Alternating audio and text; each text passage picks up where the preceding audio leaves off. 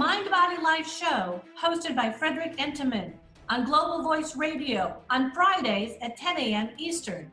During his show, Mind Body Life founder and best-selling author Frederick Enteman investigates the little-known insights and daily methods used to create explosive life transformations and transitions with those that have risen from struggle and ascended to greatness.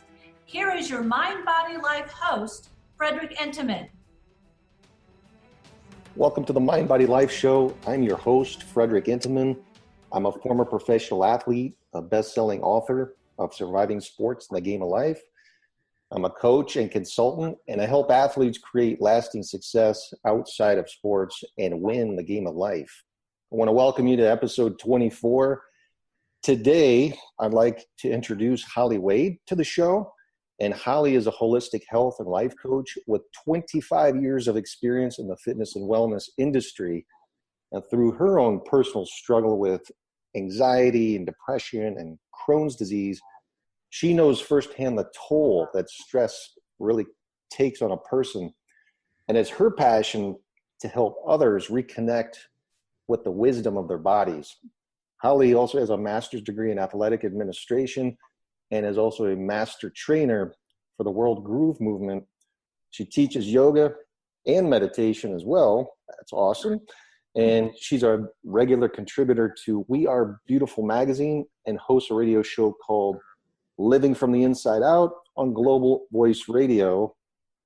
She can be found at hollywadewellness.com on Facebook, Twitter, Instagram, and YouTube. And in athletics, intuition is so important, yet I feel personally like so few athletes, let alone people nowadays, just in general, actually pay attention to and use their inner wisdom anymore. And this can certainly serve as a great advantage for everyone. And Holly, I just want to get your intake. Would you say this is a skill one can build? Absolutely. Relating to how this works, mind-body connection works, it works both ways. So I also come from an athletic background. I didn't quite turn pro like you, but I loved basketball. I loved cheerleading. I really just loved to move my body. And I have always had this innate ability to master my form. And as you know, that takes time. It takes practice. It takes diligence to get that muscle memory to kick in. Yes, indeed. It's no different. When we start to harness our intuition, it's a muscle. And the more we start to trust it, it's just like when you learn to master your shot, you start to trust the feel of that shot. You know as soon as it leaves your fingers, whether it's going to go or it's going to be off. It's no different with your intuition. You start to build this relationship with it and you go, ooh, when you get this little feeling in your body, you go, ooh, I need to pay attention to this. I think it's safe to say, I think for me personally, a lot of times, people call them red flags, maybe a red flag will go off. And I think in my formative years, because I'm very open. My ego was a little large, and so I'd ignore these red flags and get myself into trouble every time. And so that's why I love what you practice, especially meditation can calm your brain to a point to where you can strengthen your intuition, because you need to be calm, and your ego needs to be at bay. Absolutely. And what a great illustration for when you're on the court or when you're competitive, because I know that in the times when I was more calm, I played better. When I was anxious in my game, in my sport, I didn't play as well. Now you say you're part of, a major part of your journey was dealing with anxiety. Mm-hmm. Where do you think that came from? People pleasing. Oh. Conflict between the outer world and the inner world, and what's going to happen if I do this? Not trusting myself. Okay. Yeah, very, very easy. Very easy to summarize where that came from. It's incredible how many athletes have performance anxiety. Mm-hmm. And then subsequently they underperform because they go on the court, they're in their head, and they're not able to relax. And it's amazing how many actually play with all this anxiety. Do you have some tips maybe of how you overcame all of yours? Was well, Can you kind of give your take on how you overcame anxiety, ruling your body, ruling your mind? It's kind of a combination of both. yeah, absolutely. Absolutely. There's an interplay, and thoughts were the thing that were driving my anxiety. You know, as I alluded to a little bit ago, it's the what if? Well, what if this goes wrong? Or what if this happens? And it was always about what would go wrong. It was always this little movie going on in my mind about what might happen. And usually those things don't happen. They're just stories that we create. And I would follow the trail and create this angst in me. And so where it started for me was because I connect to movement so much. Dance and yoga were my outlets, and I needed to utilize that outlet of movement, or even just a walk, being in nature, moving my body. And in moving my body in ways that feel good, that would allow me to let go of the movement in my mind. Okay. So that was where it started. And then I got to where I could sit and practice stillness. And it was just 2 minutes. You know, I just start with 2 minutes, set my timer, and just let myself sit and breathe. And if thoughts started to come up, I'd practice coming back to my breath and feeling my body. So I was able to kind of gradually go from movement into being still, and then adding more time, just like you do in a weight room. Just the same concept. You add more weight, or you add more time, or you add more, you know, you gradually increase that stimulus in order to grow that muscle. And I love your analogy. Actually, I'm a big fan of Howard Gardner's multiple intelligences. But I think it's safe to say most athletes are bodily, kinesthetically oriented. Yeah. And so, you know, we have this high affinity for coordinating our mind with our body. And actually, what that type of intelligence needs to learn is the intrapersonal. So quieting down and understanding yourself, because we're naturally so physical. So right. Going innerly, it's more connecting with yourself, what you feel, and then once you get to that point, you usually get the outcomes that you want. Right. Well, we are in a go society.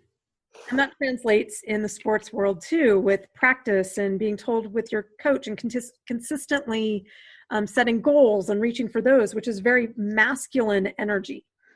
There's nothing wrong with that, but we need to balance that. Yes. And we balance that with the skill of relaxation, the skill of being calm, of being quiet, of being still, of being creative.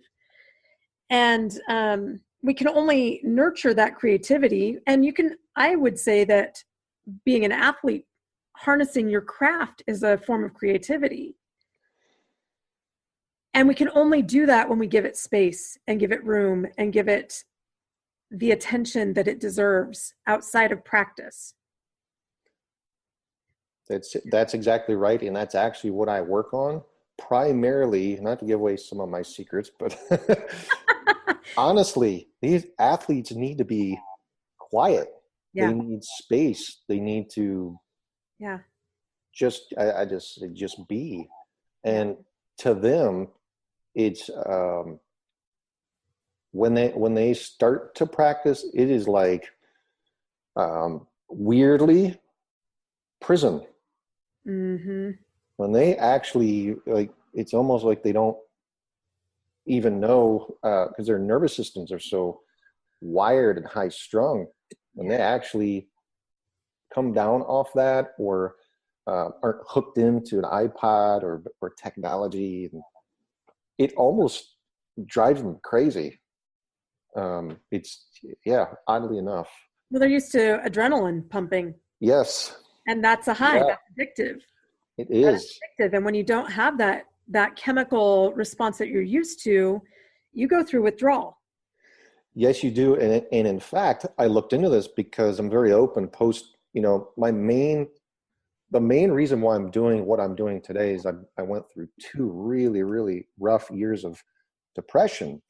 I wasn't manic or anything it was just really, I was low. And part of that is exactly what you said, a whole life and the higher you go, also you're playing in front of 10 to 20,000 people and it's a show. It's like a rock and roll show and you're part of it. You got the dopamine and serotonin and norepinephrine just pumping and suddenly that's taken away. Yeah. So yes, it needs, what in your mind would be a great filler or even ways to practice quietude, I guess? Nature is a big one for me. If I can get outside and just tune into the sounds of nature, I think that's a kind of a nice stair step because it's very natural sounds and they're very calming.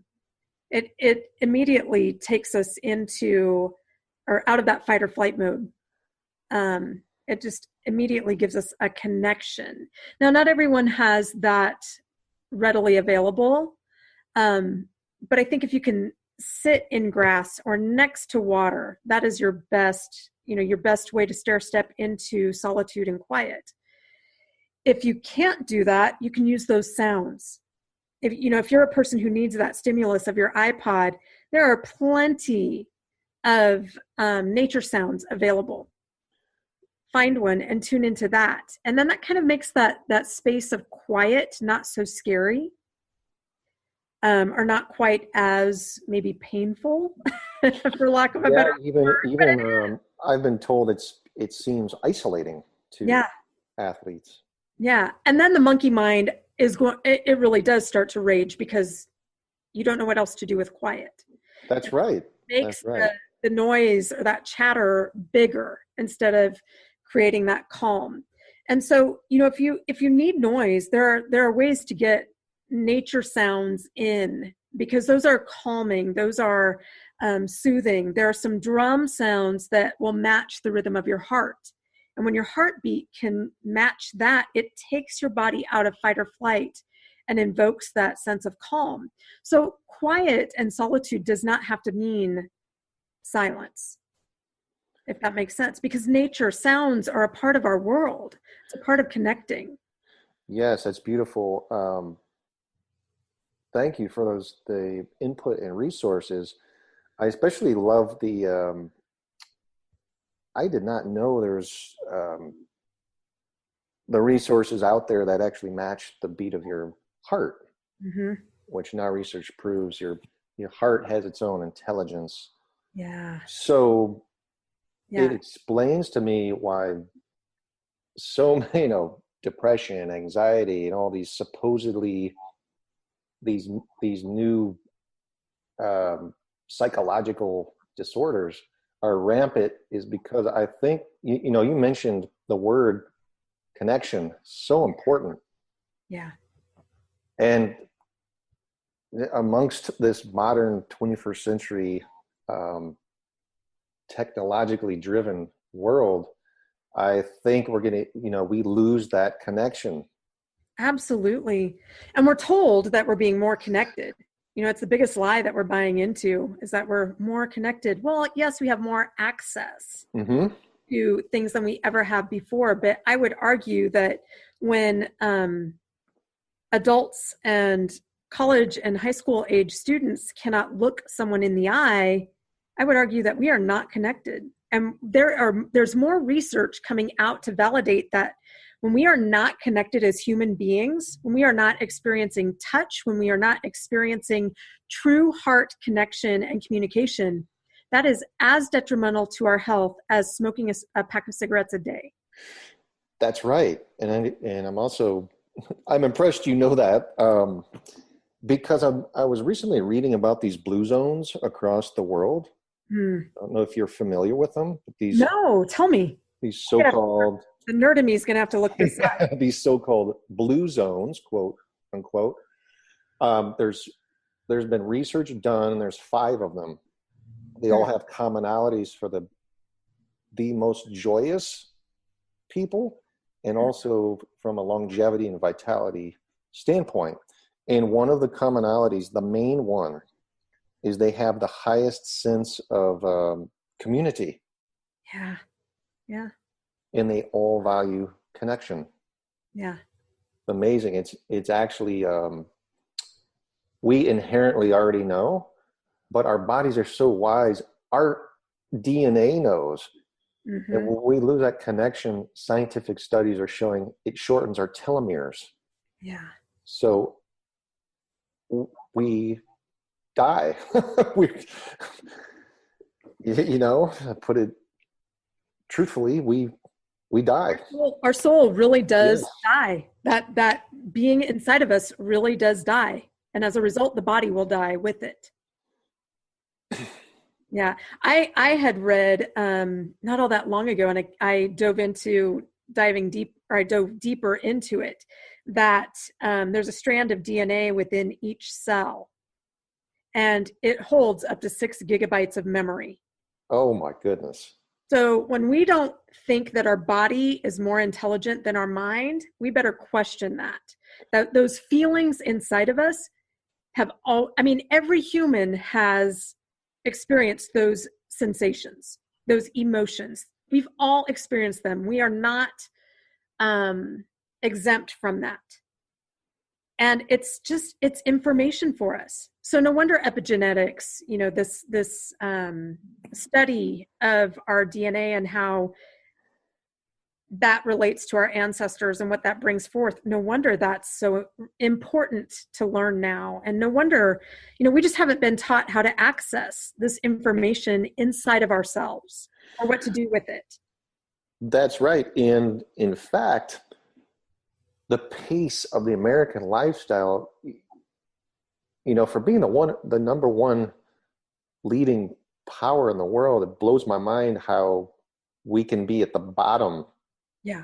Even in there with third world countries of health. In terms of health, there is no reason to be walking around as sick as we are. Sick and tired. Yes, sick and tired. And so I have a lot of compassion because I know one of the main things is the lack of awareness. Yeah. Do you have any tips of how someone can really get out of kind of the environment controlling them, getting some awareness and regaining control over themselves?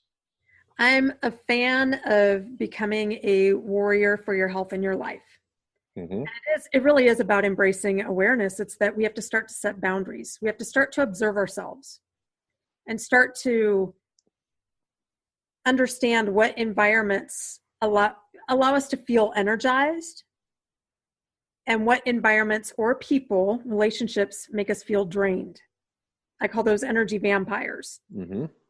And when we start to understand when we feel more energized, then those are signals that these are people in environments that are life-giving. When we start to feel that drain, then that's a clue that these are life-sucking. Whether that's food, whether that's people, whether that's a place, whether that is an activity or a thought, all of those things either give us energy or take energy. And we have the power to tap out at any time so that we can go recharge in the way that we need to. But we don't give ourselves that permission. Whether that's about pleasing other people or the cultural thing of, quote, doing the right thing, being there for other people. Well, I agree that yes, there is something about serving. And serving can be draining. That give energy can be draining. There's a point where we have to set boundaries around our own energy and give ourselves permission to tap out so that we can give generously. Because if we're giving out of a place of being drained, is that really giving?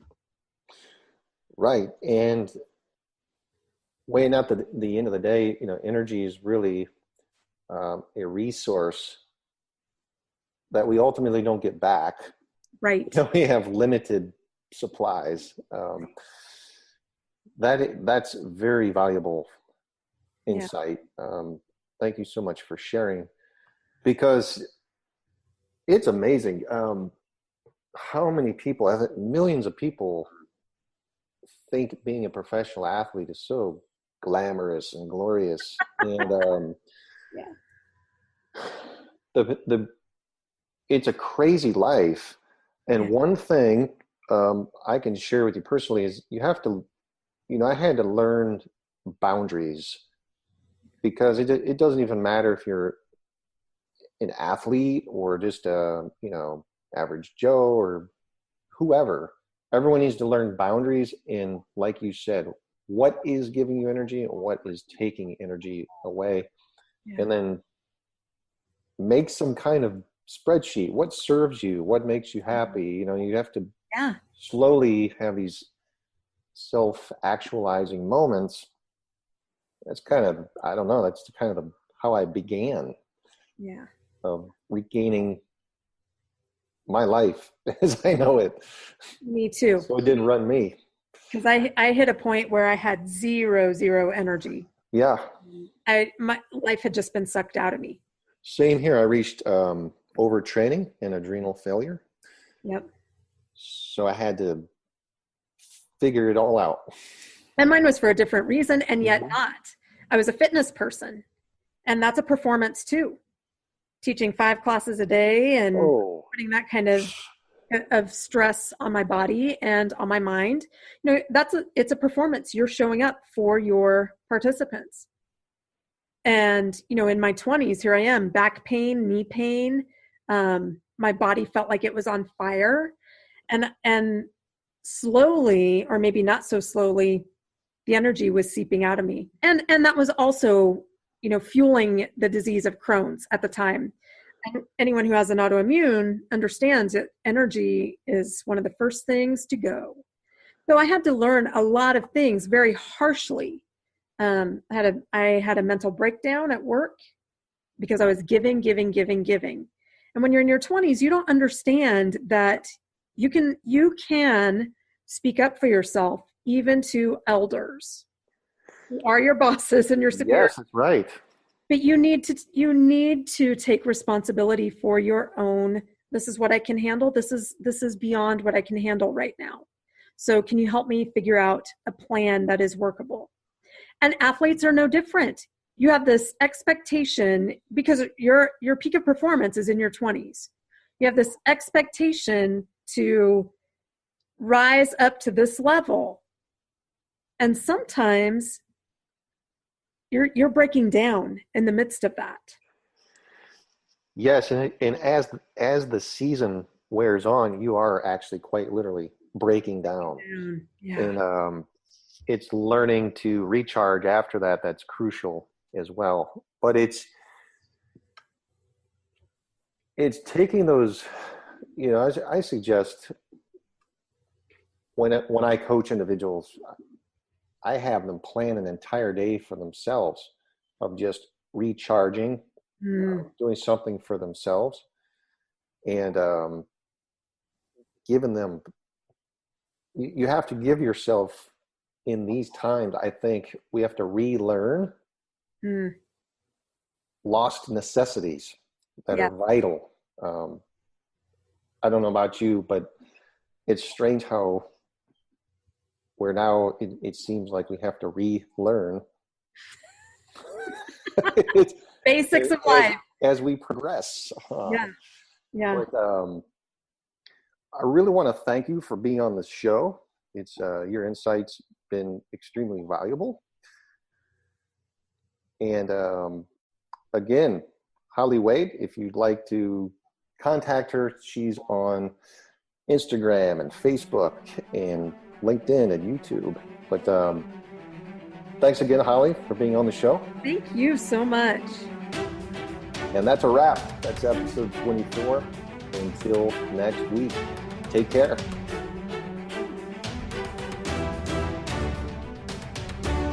Thank you for joining us. Listen every Friday at 10 a.m. Eastern to Frederick Intiman host Mind, Body, Life. Connect with Frederick at www.globalvoiceradio.com. Tune in next week for another edition of Mind, Body, Life on Global Voice Radio.